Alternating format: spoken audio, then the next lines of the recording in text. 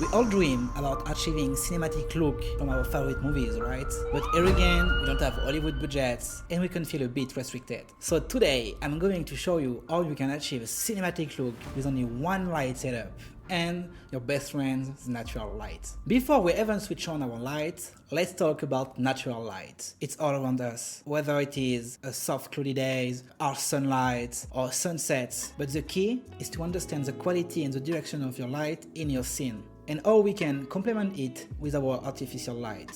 And this is the most important point of the video. You need to consider your artificial light as a tool to fill gap and to enhance the natural light. For example, with our first setup in my cozy living room, we have this nice window with a lot of light coming from it. And, important point, we are seeing the window into the frame. So, we need to play around it. What we need to do here is to take our light and place it next to our window. I'm using a really large softbox to make the light really soft. But of course, you can use whatever you want to just soften the light. For example, a white bed sheet or a 5-in-1 diffuser panel that you can find in Amazon for really cheap. And in this case, the softer the light is, the better it will be. About the light, I just place it at 45 degrees of my face to wrap it all around my face softly. But we have a problem to fix. The light is bouncing directly at the wall behind me, and this is just destroying all my contrast and shadow. So, how to fix it? Well, it is really easy. You just need to think something big enough to cut out the bouncing light. And in my case, I just took a black fabric that I buy for cheap in a local shop in my area, and that's it. But of course, it's up to you. You can buy some cinefoils, some big negative fill, everything that can work and cut the light, just go for it. Yeah, but Duncan, we want a more dramatic and creative look, we don't want natural stuff.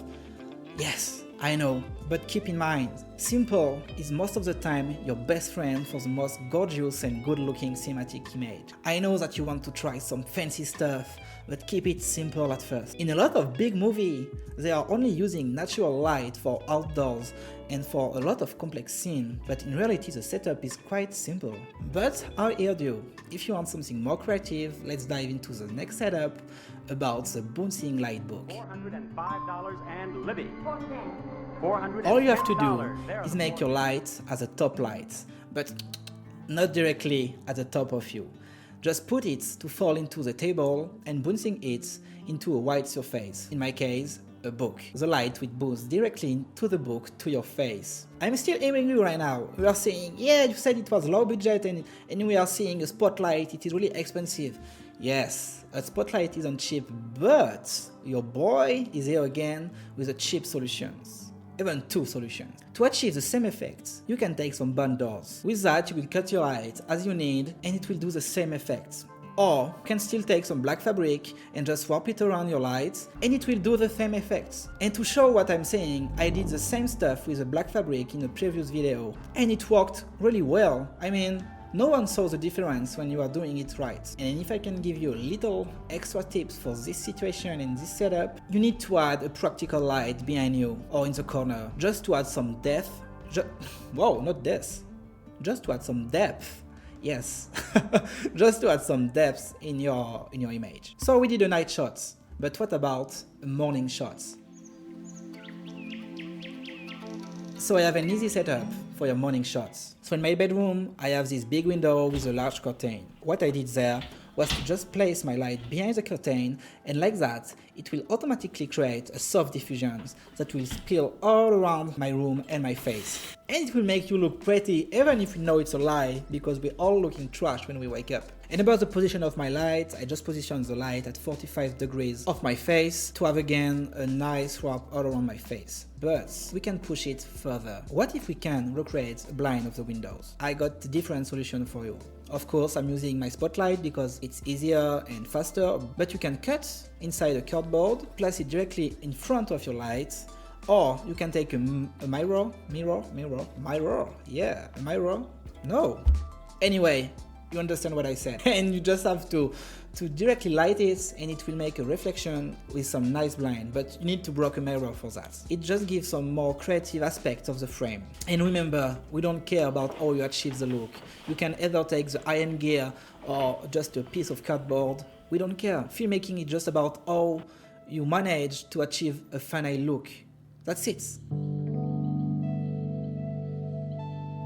Speaking about lighting only, the wide shot is really important to help you to show the environment, the light source, and everything that is in the room or the scene. And in this case, we have two big windows, and all the light is coming only from this. And that's why I'm placing my light out of the frame on the left side, next to the window and behind me. It is softly pointing behind my head, and with the wall in front of me, it is bouncing into my face too. It gives a more natural look to the scene, seeing those two big windows with the light coming from it. That's the perfect look to have. But now that we place everything in the wide shot, we can play with the close-up shots, and we have more space to play with. Because your brain is connected to the wide shot with all the light source, you can play with the light and move them around your face, and it will still look natural. I wanted to achieve a really soft look, but still with a bit of contrast to give some character to the image. So like previously, I put my light at 45 degrees or so to make a sort of vibrant light with a nice triangle of light into the shadow. And I just moved closer the negative field to enhance the contrast, and voila!